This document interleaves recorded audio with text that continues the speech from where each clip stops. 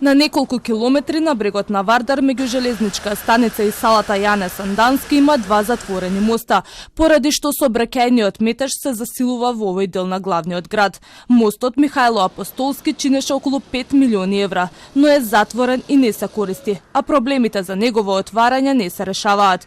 Мостот е клучно решение за сообраќајот воопшто, но и сега по хаваријата на Беласица, вели деканот на градежниот факултет. Сериозен проблем што покажува дека треба многу сериозно да се постапува со градските мостови, затоа што од излегувањето од употреба на било кој од нив значи огромно компликување на животот на скопјани.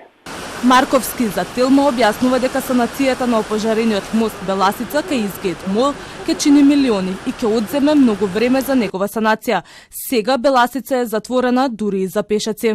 Верувам дека сите надлежни институции во градот ќе смогнат сили да обезбедат средства за потребната санација.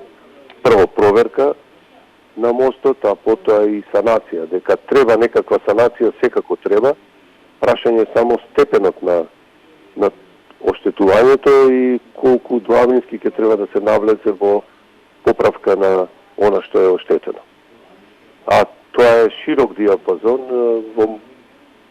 од неколку стотици илјади евра, па богами и преоѓање на милионски суми. На официјалните интернет портали на градот нигде нема информација дека мостот Беласица е затворен, ниту дека градоначалничката извршила увид како што е пракса.